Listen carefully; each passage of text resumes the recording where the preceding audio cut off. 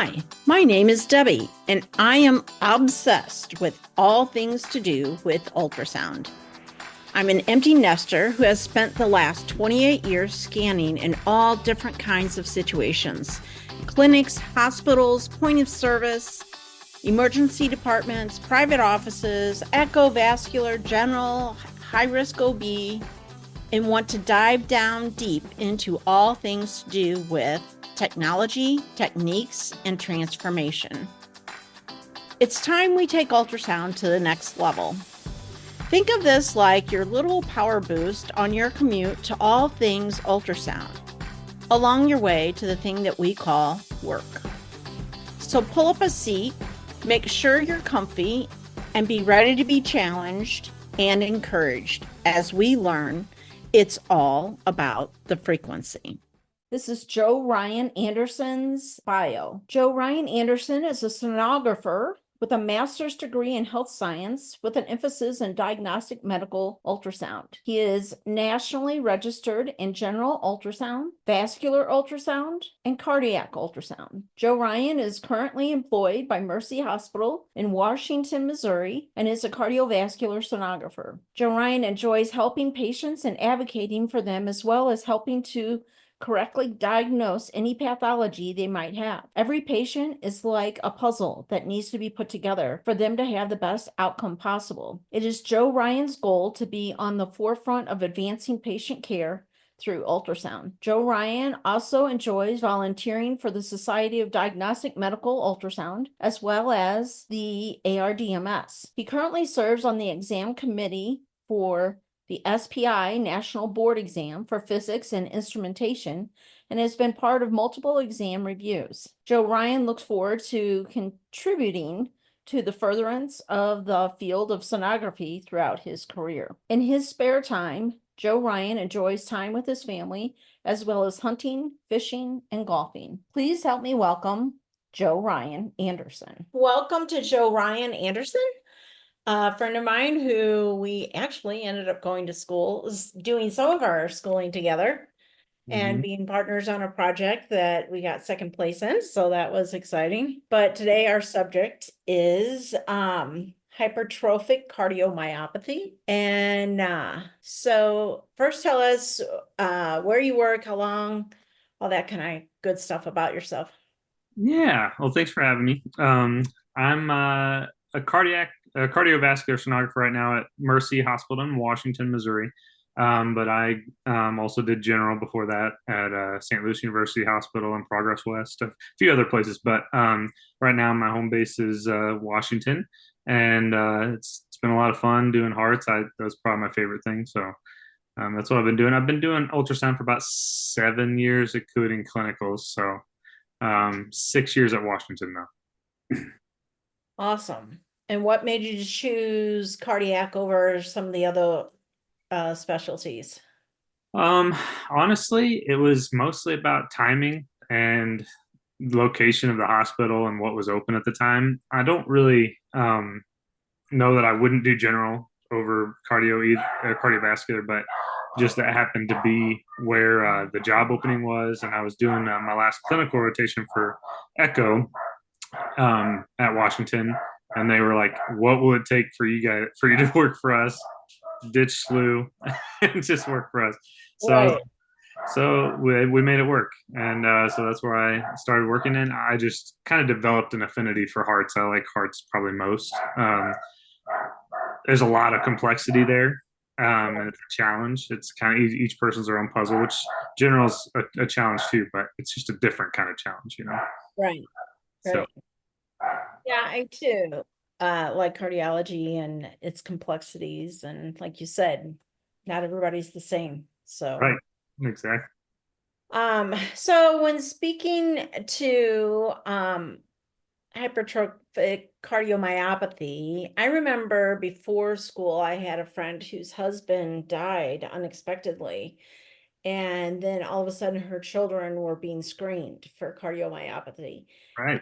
I thought, oh, that's kind of interesting until I learned about a little bit more of it. So I guess we'll talk about some of that in our talk today. So maybe just go over that, maybe some of the indications for an echocardiogram for hypertrophic cardiomyopathy? Okay. Um, well, first and foremost, especially with like hypertrophic obstructive cardiomyopathy, it'd be more family history than anything, because it's typically kind of a sign of it is that you don't have other risk factors really, and it's just genetic. So that's a big thing is family history. That's why your friend's family just got screened immediately because Right. that's hypertrophic cardiomyopathy is like the leading cause of sudden cardiac death in most age groups. So especially younger age groups. So that'd be the main indication. But if you've got some hypertrophic cardiomyopathy going on, you can have some shortness of breath, fatigue. You're just heart. You're it's kind of the same symptoms as like congestive heart failure. You're just not getting enough cardiac output. Um, so Not those are enough the indications. oxygen. Yeah, we talked about it being a genetic disorder. It affects all ages and sexes and races. And there's been different mutations that have been identified with it and different Yes. severities, right? And so when Right. we talk about as far as it just being a screening test, so how often do they get screened then? Um, Usually, if your family has it, they'll get screened immediately, right off the bat. If you don't show any signs of it at all, they may wait a few years. It kind of depends on the cardiologist, I think. Yeah. Uh, Ours typically it's 2 or 3 years, and you might get screened again, depending on your age and all that stuff. But and what symptoms you're having. If you're not having hardly any symptoms, that's kind of the time frame they usually go by. But I think that also depends on the cardiologist too. Yeah, I think you're right. I think my friend took her children to Children's Hospital in St. Louis, and I think, Yeah, they were probably a little bit more aggressive about it. aggressive about it, but nothing Yeah, showed up. So it's important to know, right, that there's an obstructive, hypertrophic cardiomyopathy, and then there's a non-obstructive. So right. can you talk about those two things and how they're different and Yeah. So obstructive refers to usually the left ventricular outflow tract. So if you have a really thickened septum down near where your mitral valve and your aortic valve, your left ventricular outflow tract is, if it gets thick enough, it can obstruct the flow to your aortic valve, which typically causes more of those shortness of breath issues.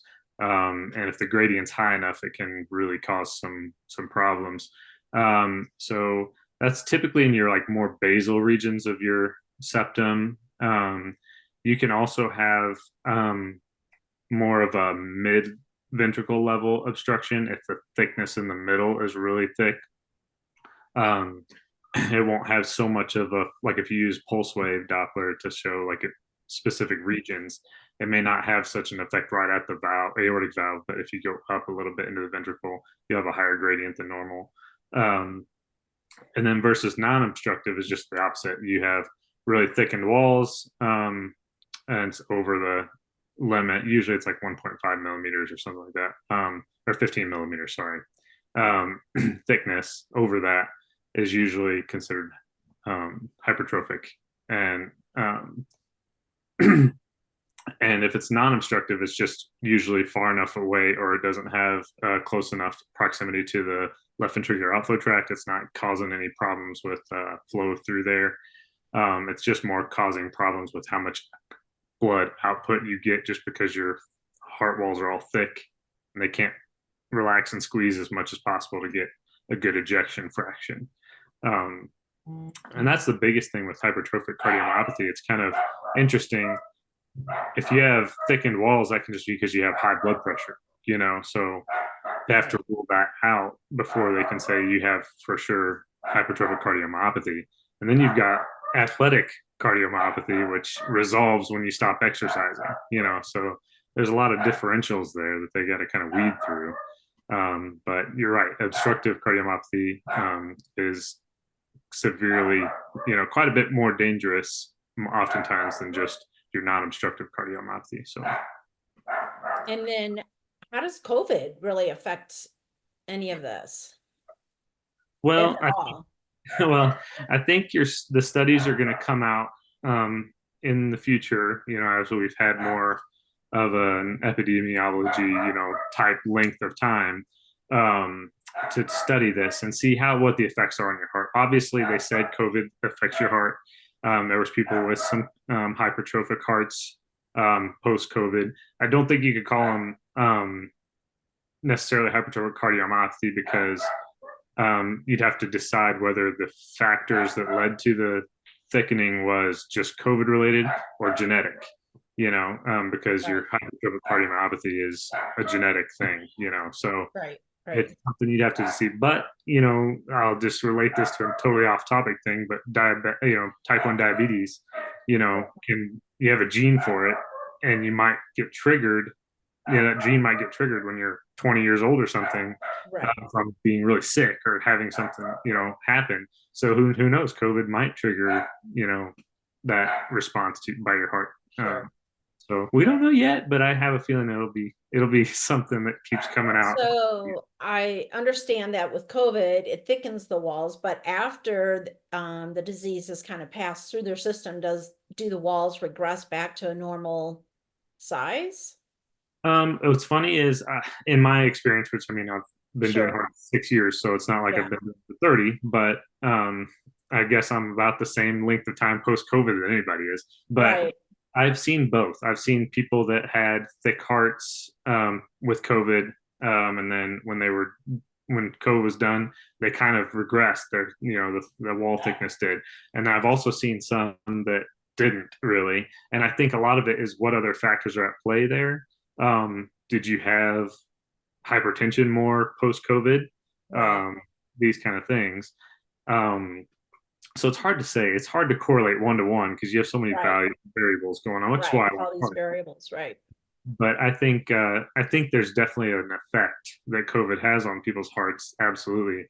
Now, whether it's causes the lingering or whether it, because you do the same thing with people with breathing and lungs. Some people are just Right. fine with COVID, and some people can't breathe for years. Right. What's Right. the difference, For the long haul. Mhm. So really, a good thorough history of the patient, right, is important to really decide what you're seeing or what you're not seeing Right? on ultrasound, right? Absolutely. So getting that. And so all the symptoms are so, like you said, they kind of cross over, shortness of breath, fatigue, palpitations, chest pain, lightheartedness, syncope, all those kind of things. Pretty universal across most things with echo, right? Like Exactly. that's why you're going to do an echo, right? All the for sure. So does their EKGs look different, or would the doctor hear something different on an exam? Do you know any of that with With hypertrophic cardiomyopathy, especially obstructive, you can have some EKG changes, some inverted T waves. There's some super spiky Q waves. Short interval Q waves are something that you can see on EKGs. I'm not super familiar with the rest of the EKG stuff with hypertrophic because I just don't see them very much. What we do on echoes, we have a little 3-lead EKG that's just mainly gating your pictures and showing really bad abnormalities of rhythm, but don't really see the specific specificity that the EKGs will show, like a 12 lead, or 10 lead. right. But I do know for a fact that those two things are kind of something that you can see in somebody with hypertrophic cardiomyopathy.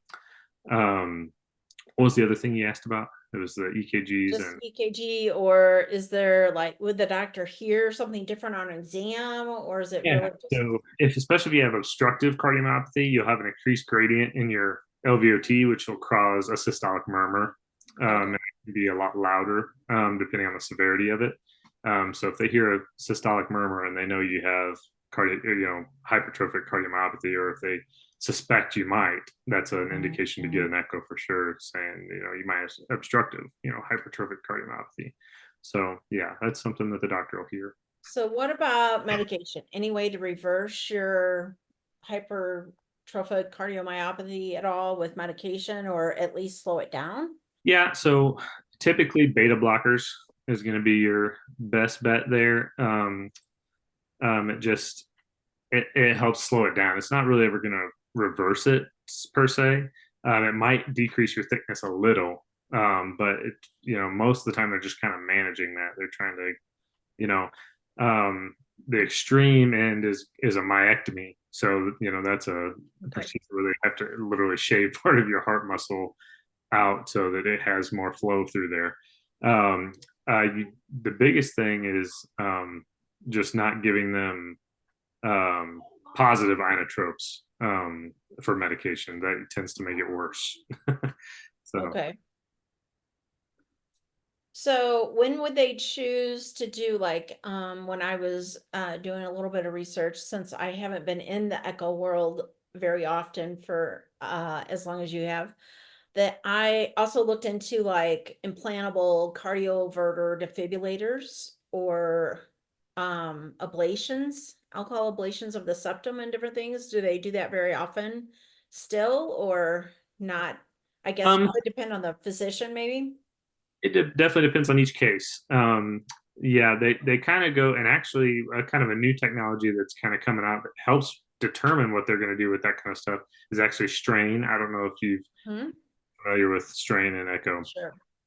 But it is a very good way to tell exactly which walls are squeezing, how in time they're squeezing. It's not just your EF, it's got markers for how each individual segment is contributing to that EF. And so they'll figure out if they're really out of time and things like that. They can use a pacemaker, cardio defibrillator, things like that to actually adjust the timing and see if it'll squeeze more, uniformly and give you a better ejection fraction. Um, they can use cardioverters because you typically tend to have the biggest risk with this kind of cardiomyopathy is that you get some kind of ventricular arrhythmia, and that will cause you. I mean, that increases your likelihood of mortality a lot. That might. Okay. And so what they want to do with that is just give you a cardioverter, pacemaker defibrillator or defibrillator cardioverter, just in case you do throw into some of those ventricular arrhythmias. It can get you out of it as quickly as possible. Read it without you having to try to make a trip in somewhere, and it's usually too late by that point. So those are usually what those are made for. A pacemaker will cause you to try to control your rhythm, but a cardioverter and defibrillator will correct it a lot Right. better. Right. And so that's typically what those are used for. Your alcoholic ablations are more for a soup, like a section of tissue that needs to be less active, so it's not Right. thickened so much in that spot. And they do that. I don't know that my cardiologists recommend it as much as some do. It just is case by case. Sure. We don't see a lot of the procedure side of stuff because we're a rural hospital. So what Okay. we do is we have these patients, we diagnose them, we say, hey, the cardiologist, if it's a more mild case, they'll say that we need to do this to get ahead of it. If it's bad enough, they'll say, all right, you got to go to St. Louis. We'll figure out what we need to do for you. Um, Okay. but yeah, it's a case by case thing. That's a very touch and go subject with these cardiologists. It's pretty interesting to hear them talk it over with us sometimes. Yeah. So do you know if they use ICE, the new intracardiac echo very often? I'm not sure about for hypertrophic cardiomyopathy. We just don't see it enough where I'm at. Okay. We use them for ASD closures and things like that at Okay. our site, Yeah. which is pretty cool. So I have seen the ICE catheters and how they are used.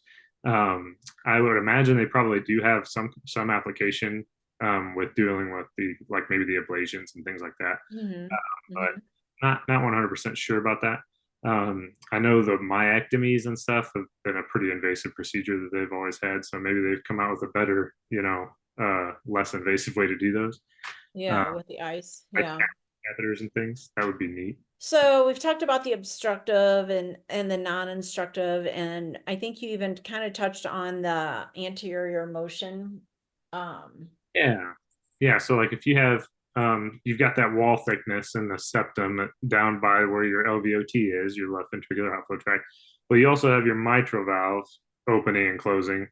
And if that anterior leaflet is hitting that septum where it's thickened, that will cause also an obstruction in your outflow tract. And that's commonly what it is the combination of the two. You get really thick septal wall and that mitral valve hitting that septal wall and causing an obstruction there. And so that's systolic anterior motion of the mitral valve leaflet, or SAM is what it's abbreviated. Yeah. So then how is doing the Valsalva maneuver, how is that helpful? So with Valsalva, if you have that systolic anterior motion of your mitral valve leaflet, your gradient will actually increase when you do a Valsalva. So if you're doing like a gradient across that LVOT and you have the person bear down, which causes more pressure through that area, you'll have a higher gradient through that LVOT, which is an important way to help diagnose that it's, for one, that's the obstruction they're having. You can have a fixed obstruction versus a dynamic obstruction. A fixed obstruction is like a membrane, a subaortic membrane or something is there all the time. So it doesn't change with Valsalva. It's going to be the same, and your Doppler traces are going to be different. They're going to be more uniform in a fixed obstruction versus a dynamic obstruction. It's going to be more slowly up, stroked, and down, and you'll have a change with Valsalva. So it's an important diagnostic tool to help them determine that it is for sure your mitral valve leaflet, along with M mode. If you use M mode through that in the parasternal short or parasternal long axis, you'll see on the M mode the leaflet hitting the wall, and that's another key diagnostic tool. And you'll have some notching there on the M mode as well. So, do we use stress echo at all for any of these? Just use it mostly for, just be able to really fully diagnose it just echo wise. You can get a good idea echo wise, but if you really want to see how their heart is reacting, especially when they have symptoms when they're exercising and things like that, you get some shortness of breath. You may not always, if you're just at rest, you may not get as much of those symptoms, and your gradient, like you said, a Valsalva or an exertional maneuver makes it worse. So you may not experience those symptoms at rest. But if you do a stress echo, you can do a stress echo with gradients, basically, and you're tracing gradients through that aortic valve, that LVOT, throughout your stress. Because as you stress somebody or anyone's heart, as it stresses and gets needing to pump faster and harder, your walls thicken naturally. So if you've already got really thick walls and you're exercising, your walls will thicken even more and cause more of an obstruction than there was. Also, like I mentioned earlier, if you have athletic cardiomyopathy, that's a way to differentiate the two, because athletic cardiomyopathy, when you stop exerting yourself, your walls will decrease quite a bit. With hypertrophic cardiomyopathy, especially obstructive, it's not going to do that. It's already thick, and it's going to stay that way. So it's a good way to differentiate the two. Awesome. I know we use contrast on just about everything, right? Is that helpful or not so helpful sometimes? It is helpful, especially if you've got something like, if you look at hypertrophic heart and their basal part of their heart, toward the bottom of their septum is thick and their apex is not, it's going to look like it's kind of mushroomed out up there. And you could think, oh, what if they have an aneurysm or a clot up there or things like that? Your contrast is going to help resolve that issue for you. Also, also seeing that flow through that outflow tract, because sometimes it's so thick. If you're looking at obstructive cardiomyopathy, on grayscale, it may just look really like there's not much going through there. And then you do contrast, you can really see it shooting through each time. It's all about axis, and parasternal long axis pictures, which is where you're getting most of these pictures for your hypertrophic cardiomyopathy stuff, right? Can be very different depending on your axis. So if you're on axis, then it's one thing. But if you get just a little tilted or one way or the other, you can make a wall look thick or not as thick. So it's good to use contrast in those cases to see exactly what's flowing through there. And then contrast has actually been used to get a more accurate gradient, which is something that I didn't know when I first started echo, is that if you use contrast, a lot of times it will give you a more accurate gradient through your LVOT and through your aortic valve, because not only can you see where you're when you're on axis and you can see the best jet, best flow through there, I should say. Right. But you just tend to put it in the best spot, and get a Right. Right. velocity and gradient through there. Yeah, that's helpful. I think I remember one case at the VA where we thought it was cardiomyopathy and it was actually more of an aneurysm. Yeah. Well, so the use of that was really helpful. Yeah. For physicians. What else have you experienced with this or wanted to add to any of this discussion? Anything? I think we covered most of it, but it is something that is, true hypertrophic cardiomyopathy is, kind of a not overly rare, but kind of rare thing. You see a lot of cardiomyopathy that's dilated cardiomyopathy, or even some hypertrophic cardiomyopathy that's not obstructive. But true hypertrophic obstructive cardiomyopathy is hard to pinpoint and rule out versus all the other stuff. So you have to really be careful and thorough in making sure that it's not a different type of cardiomyopathy that you're just, because you diagnose somebody with HOCM, hypertrophic obstructive cardiomyopathy. That's a pretty big deal. That's like, for one, their whole family is going to be screened, Right. That person has a significant increased chance of sudden cardiac death, which, I mean, it doesn't always have people live full lives with hypertrophic cardiomyopathy, but it can. Much more surveillance. Yes. And so it's a lot of money, for yeah. some. yeah. So it's very important to get that diagnosis correct. So it's really good to know the difference in your cardiomyopathies and what risk factors attribute to those and things like that. So yeah, I have some numbers here that genetic cardiomyopathy is like 0.2%. So that's not really typically a very not very common. not very common, but majority of HCM cases that are obstructive are about 70% is what this number was. So that's pretty high, For about 30% are non-obstructive. So if you get hypertrophic cardiomyopathy, especially the longer it goes on, the more likely it's to be obstructive.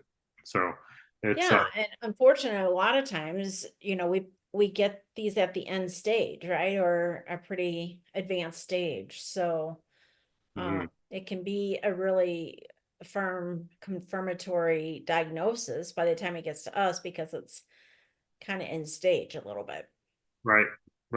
Yeah. And it's tough because, those, like you said, those cardiomyopathies, a lot of times, unless they are like a dilated cardiomyopathy, things like this that cause your heart outflow to be so much worse than normal, you have some symptoms, and you might catch it a little earlier when it happens. But hypertrophic obstructive, hypertrophic cardiomyopathy doesn't really contribute to a lot of symptoms other than like, fatigue, things like that you're like, right. well, I'm getting older anyway. I'm exactly. slowing down, right? Maybe older age and natural things, stress, things like that. And you may not think I should get my heart checked out. Right.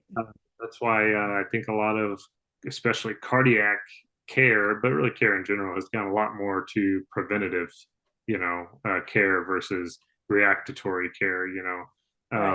You try to catch these things by having a doctor's visit ever so often, and things like knowing your family history and things like that.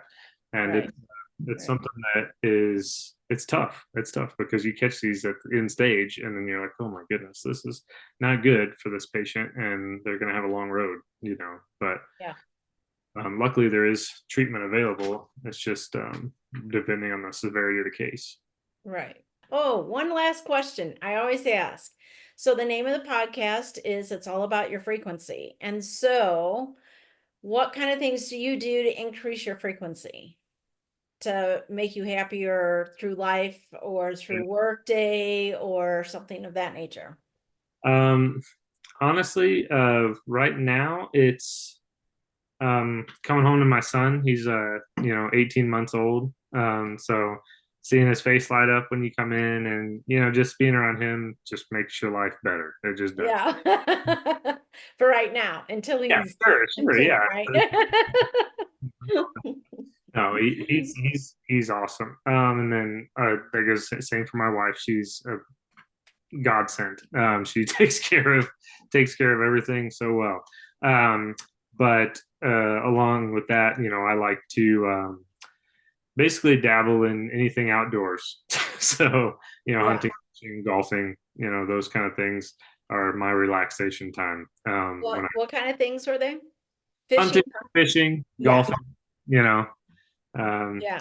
things like that. Anything I can do outside that's, and I mean, I spend most of my day inside, Right. In the dark, right? yeah, so it's really Yeah. nice to be outside in the weather and in the elements. That's just kind of my passion is outdoors. Um, but yeah, that's what I typically try to do to make life better for me. But honestly, I don't have too many complaints. It's been pretty good so far. Yeah. Yeah. You go with the flow really well. I've learned that you can't change it. It's just That's right. You what can't it is. change it. Well, thank you for all your help and education on this topic and your insights. We appreciate it. And if you are willing, I can attach your LinkedIn or contact information at the end of the show notes if someone has a question wants to ask you, Sure. if that's okay. And we appreciate it. Thank you so much. Yeah, thanks for having me. I appreciate it. You're welcome. Thank you for tuning in to It's All About the Frequency podcast. I hope you enjoyed today's episode. Share it with a friend and remember to keep your frequency high.